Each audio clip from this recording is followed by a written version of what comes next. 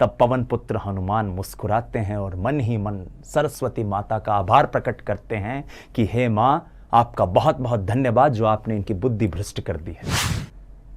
हनुमान जी तो जानते थे कि किस तरह से बात करनी चाहिए। हरि प्रेरित ते अवसर चले मरुत 49 अट्टहास करि गर्जा कपि बड़ी लागे आकाश। वाक चातुर्यता, शब्द कौशल, शब्द संयोजन यदि सीखना हो तो पवन पुत्र हनुमान से सीखें।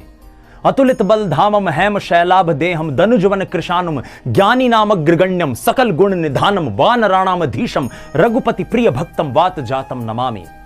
गोस्वामी तुलसीदास कहते हैं वो ज्ञानियों में अग्रणी हैं। और ऐसा एक नहीं कई जगह प्रसंग आता है जहां पवन पुत्र हनुमान अपने शब्द शिल्प से चमत्कृत कर देते हैं।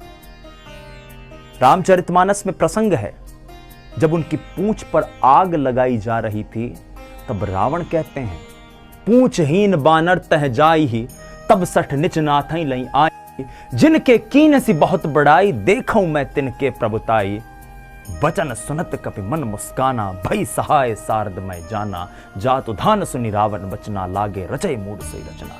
रावण जब ये सोच रहा है कि ये पूंछहीन बानर जहां जाएगा इसकी लोग हंसी उड़ाएंगे और जिनकी ये बड़ाई करता फिर रहा है तब मैं देखूंगा उसमें कितनी शक्ति है, तब पवन पुत्र हनुमान मुस्कुराते हैं और मन ही मन सरस्वती माता का आभार प्रकट करते हैं कि हे मां, आपका बहुत बहुत धन्यवाद जो आपने इनकी बुद्धि भ्रष्ट कर दी है। ऐसे थे हनुमान। जब उनकी पूंछ पर आग लगी तब आप जानते हैं उनके मन में क्या विचार चल रहे थे।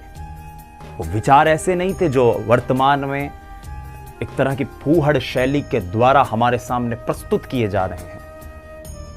महर्षि वाल्मीकि रामायण में एक श्लोक के द्वारा इस बात को समझाते हैं कि जब पूंछ में आग लगाई और हनुमान जी को यह आभास हुआ कि उनको पीड़ा नहीं हो रही है, वो जल नहीं रहे हैं, तब वो सोचते हैं सीता याश्चा नृशंसयेन तेजसा राघवस्य च पितुश्च मम सख्येन न माम दहती पावक है। कि पवित्र अग्निदेव प्रज्वलित होने के बावजूद मुझे जला नहीं रहे हैं, निसंदेह है ये मां सीता की मुझ पर कृपा के कारण हो रहा है, निसंदेह है ये भगवान श्री राम का जो तेज है उसके कारण हो रहा है, और स्वयं अग्निदेव मेरे पिता के मित्र हैं इसलिए मुझे हानि नहीं पहुंचा रहे हैं। और फिर वो सोचते हैं यो रायम ममलांगले दीप्यते हव्यवाहन अस्य संतर्पणम न्यायम कर्तुमेभिर्गृहोत्तम।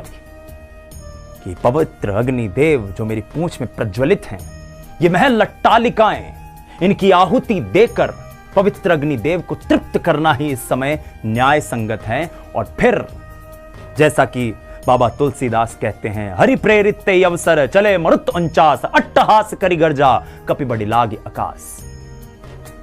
हनुमान जी तो जानते थे कि किस तरह से बात करनी चाहिए।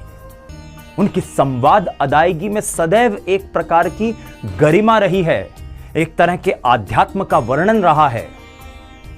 क्योंकि जब एक प्रसंग और आता है जब जामवंत और हनुमान और वानरों की पूरी टोली सीता माता का पता लगाने के बाद पुनः पहुंचती है और श्री रामचंद्र जी को जामवंत कहते हैं कि नाथ पवन सुत कीन जो करनी सहसौ मुख न जाय सोई बरनी पवन तनय के चरित सुहाय जामवंत रघुपति ही सुनाए सुनत कृपा निधि मन अति भाय पुण्य हनुमान हर्षि ही लाए। कहो तात के ही भांति जान की रहती करती रक्षा स्वप्राण की। जामवंत कह रहे हैं कि उन्होंने जो किया वैसा आज तक कोई नहीं कर पाया, सहस्त्रमुख से भी उसका वर्णन नहीं किया जा सकता। और भगवान राम उस समय पवन पुत्र को पास बिठाकर पूछते हैं क्या कहो तात के ही भांति जान की रहती करती रक्षा स्वप्राण की। और क्या उत्तर देते हैं उस वक्त पवन पुत्र, मां का पक्ष लेते हुए क्या बात कहते हैं। नाम पाहरू दिवस निसी ध्यान तुम्हार कपाट लोचन निज पद जंत्रित जाहि प्राण के ही बाट। आपका नाम एक तरह से पहरा बनकर चारों ओर है, आपका ध्यान ही किवाड़ है। उन्होंने अपनी नजर अपने पैरों में लगा रखी है, प्राण जाएंगे तो किस रास्ते से जाएंगे। मतलब हे आराध्य, हे ईश्वर, आपके भक्त के लिए आपका नाम ही सबसे बड़ा पहरा है, सबसे बड़ा रक्षा कवच है। और आपका नाम जहां पर मौजूद है, आपके नाम का संकीर्तन जहां मौजूद है, वहां कुछ भी गलत नहीं घट सकता, कुछ भी अशुभ नहीं हो सकता। ये पवन पुत्र हनुमान की संवाद अदायगी है। तभी तो हम कहते हैं बुद्धिहीन तनु जानिके सुमिरो पवन कुमार, बल बुद्धि विद्या देहु मोहि हरहु कलेश विकार। मैं बुद्धिहीन हूं,